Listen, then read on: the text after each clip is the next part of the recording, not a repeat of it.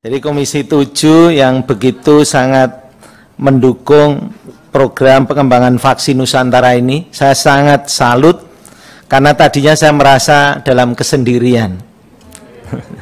Jadi mudah-mudahan nanti dukungan ini bisa terwujud dengan legalitas untuk uji klinis 3. Karena rasanya saya klinis kok dilarang itu baru terjadi di sini, di Indonesia. Dan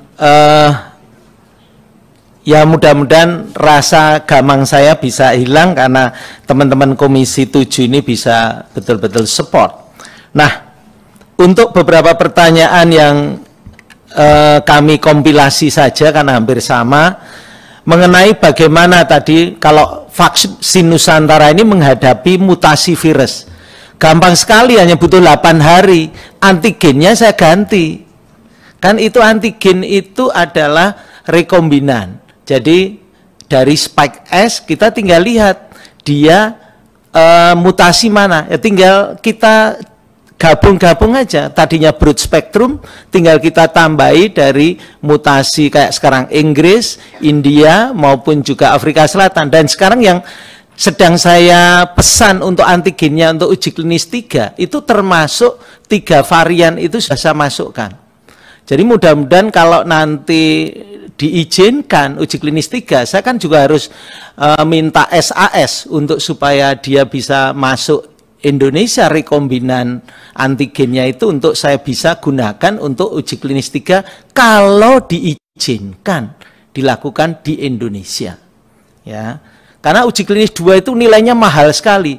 Kalau itu sudah selesai, itu nilai mahal itu bukan dalam arti uangnya, tapi nilai dari ilmiahnya itu luar biasa, yang orang lain tinggal ngadop aja langsung loncat ke uji klinis 3. Negara manapun bisa, tinggal minta lisensi dari kita.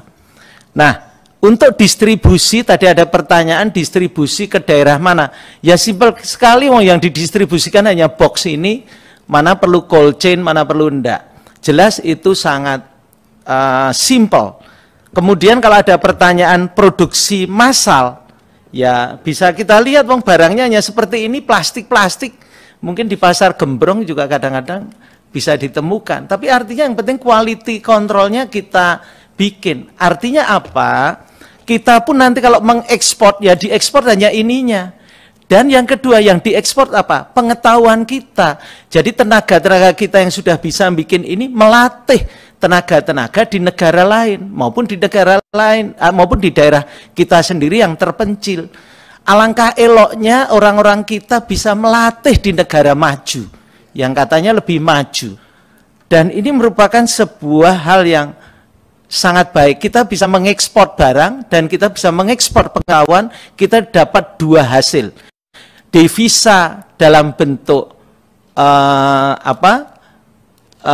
box calon vaksinnya, dan devisa pengetahuan dalam bentuk kita bisa berbagi ilmu dan pengetahuan. Itu menurut saya akan membuat hubungan dengan semua negara akan menjadi lebih baik.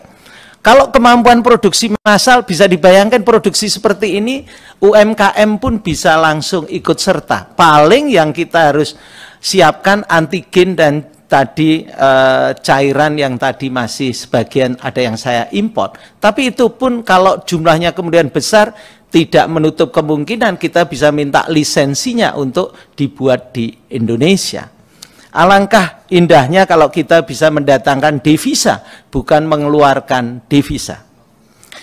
Kemudian untuk tadi ada bergabung tidak, dan itu tidak ada persoalan. Yang penting menguntungkan untuk percepatan apa tidak. Kalau itu justru menghambat, untuk apa? Kalau pengetahuan secara ilmiah jelas sama, semuanya adalah etik, kemudian publikasi, itu hal yang simple. Ya, kalau dilihat citation saya sudah di atas 1000 kalau boleh dilihat. Ya, artinya dikutip apa yang pernah kita tulis bersama-sama dengan teman-teman yang lain, sudah di atas 1000, itu jumlah yang sangat besar citation index saya. Itu artinya kita sudah terbiasa untuk publikasi dan terbiasa, tinggal nanti reviewernya. Kita mau terindeks Scopus juga Yang Scopus bagaimana? Yang kualitas Q1, Q2, atau Q3? Itu sangat penting.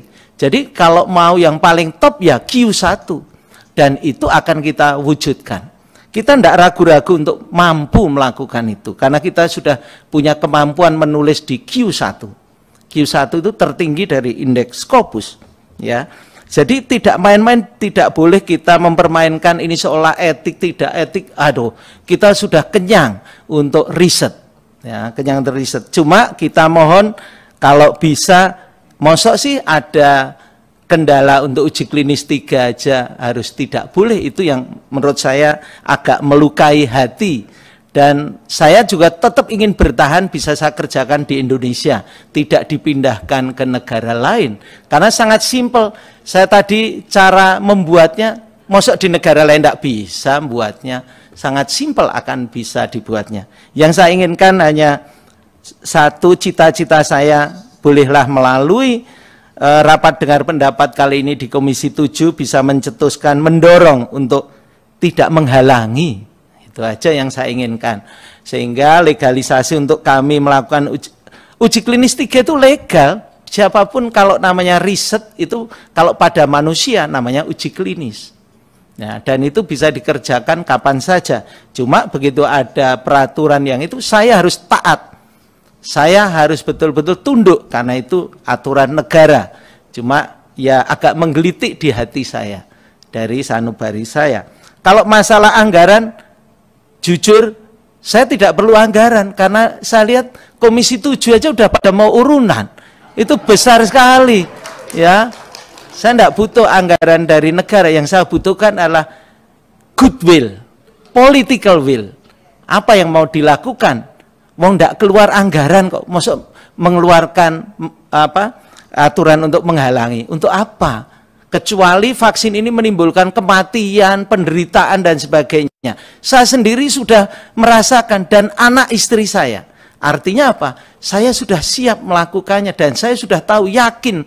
Kalau Pak Adrian ikut, itu kan saya anggap orang lain. Tetapi kalau istri itu bagian hidup saya, anak bagian hidup saya, itu menurut saya sebuah hal yang keyakinan kita bahwa vaksin itu aman dan hasil dari uji klinis 1 dalam 6 bulan, saya dapat laporan dari Dr. Yeti selaku penguji, itu dalam 6 bulan memang sangat safety, tidak ada yang tertular dari semua hasil pasien uji klinis 3, padahal pasien uji klinis 3 ada yang memang kerjanya cleaning service di area COVID-19, dan itu saya sangat bersyukur, dan mudah-mudahan diridhoi oleh Tuhan Yang Maha Kuasa.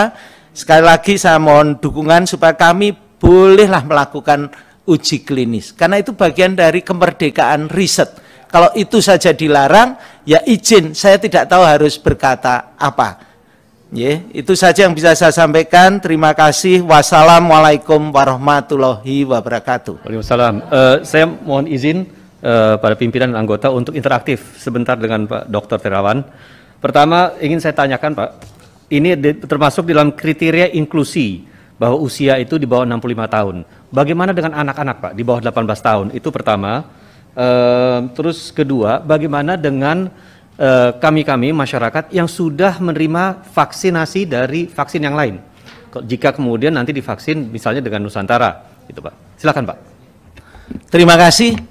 Kalau namanya uji klinis, kita harus mengemukakan data dan fakta dari kondisi pasien secara inklusif dan eksklusif. Itu aturan dunia yang kita pakai. Tetapi di luar itu ada namanya rekomendasi dokter. Rekomendasi dokter termasuk yang sudah divaksin 2 kali, sudah ada gangguan berat, termasuk yang sudah ditransplant, ya contohnya Pak Dahlan Iskan, mohon izin Pak Dahlan, saya terpaksa ungkapkan, Pak Dahlan Iskan sudah ditransplant juga harus kita berikan vaksin Nusantara. Itu menunjukkan bahwa rekomendasi dokter juga ada, tetapi kaidah dunia itu untuk uji klinis itu usianya sudah ditentukan 18 ke atas. Itu tujuannya supaya dia mengerti secara hukum internasional bahwa bisa menandatangan dan sebagainya. Tidak ada kaitan dengan side effect dengan apapun, tidak. Itu adalah kaidah internasional dalam membuat sebuah uji klinis. Untuk anak-anak tidak ada persoalan. Ini dari riset kita itu bisa diambil 14 cc. 14 cc tidak 40 cc lagi, tapi 14 cc. Namun itu perlu rekomendasi dari pediatrik. Kalau dokter pediatrik mengatakan oke, itu oke. Tapi bukan masuk ke uji klinis. Tapi masuk di ranah rekomendasi dokter. Seperti saya merekomendasikan misalnya anak saya dan sebagainya, itu adalah rekomendasi. Saya akan minta kalau anak saya umurnya masih di bawah 18 tahun, saya akan minta pediatrik untuk bagaimana anak saya boleh apa enggak. Oh boleh, ya sudah kami akan lakukan. Itu yang harus dibedakan antara uji klinis yang harus pakemnya strict dan rekomendasi dokter yang pakemnya democration, tergantung dokter. Itu aja, Pak. Jadi tidak menjadi persoalan jika seseorang sudah disuntik misalkan dengan Sinovac, kemudian suntik dengan vaksin Nusantara, karena ada sahabat saya ketua fraksi PAN Pak Saleh Daulay sudah mendapatkan 2 suntikan vaksinasi dengan Sinovac dan kemudian dengan vaksin Nusantara. Yang saya lihat sekarang malah beliau itu nafsu makannya besar sekali, Pak Dokter. Jadi banyak kemajuan dari Pak Saleh itu, terutama kemajuan perutnya, Pak. Jadi itu yang mohon bisa diberikan penjelasan, Pak. Apakah itu diperbolehkan dan bisa dilaksanakan? Yeah. Seperti tadi yang saya bicarakan adalah rekomendasi dokter. Itu yang paling penting. Kalau dokter penyakit dalam memberikan rekomendasi, ya kita akan izinkan. Tapi tidak dimasukkan ke dalam uji klinis. Di uji klinis 2 kan tadi tercatat 227 orang, yang 78 tadi eksklusi. Yang dieksklusi itu bukan berarti tidak divaksin, tetapi dia tidak dimasukkan dalam uji klinis. Mereka tetap divaksin, rekomendasinya tinggal si dokter aja. Dokter penyakit dalam, oke, silahkan, enggak apa-apa karena ini tidak membahayakan, karena itu autologus. Asas manfaat lebih besar. Dan nomor 1 adalah do no harm, tidak menimbulkan penderitaan. Nah, itulah yang menjadi konsep dan prinsip kita. Karena itu rekomendasi untuk hal yang di luar kaidah intrinsik dan ekstrinsik faktor, nah itu pendapat ahli itu diperlukan dalam pemberian sesuatu. Demikian. Ketua, mungkin sebelum tutup, satu aja Pak Ketua. Di kriteria eksklusi, saya kira mungkin saya masuk di kriteria ini karena saya ini punya alerginya sangat banyak, sampai hari ini belum divaksin. Kemarin mestinya bareng sama Pak Adian, tapi karena di Ambon waktu itu ada kegiatan yang lain, karena mengkonsumsi kortikosteroid karena alergi yang sangat tinggi, tetapi juga ada beberapa operasi yang dilakukan di tahun-tahun sebelumnya. Nah, terhadap situasi itu, jadi rujukan pendapat dokter itu gimana ya? Karena ini kan kita sudah tidak masuk dalam mekanisme inklusi ya. Saya karena lihat ini banyak sekali kawan-kawan dan saudara saya yang side effect-nya cukup berat dengan Astra dan juga dengan ini Sinovac. Sampai hari ini saya nggak berani untuk masuk vaksin gitu loh. Nah, dengan penjelasan Bapak ini, kalau kita masuk dalam kriteria eksklusi, penanganannya jadi gimana Pak? Kalau sekiranya misalnya dengan semua riwayat yang ada pada kita gitu loh. Harus dibedakan antara masuk uji klinis dengan tidak. Kalau ibu masuk eksklusi berarti tidak masuk uji klinis. Itu rekomendasi aja sih dokter untuk berkenan memberikan autologous vaksin. Itu tidak ada masalah. Contohnya ya karena di berita sudah ada, mohon izin Mbak Asanti saya izin. Jadi beliau juga termasuk autoimun, kita berikan atas rekomendasi tim dokter, tidak masalah.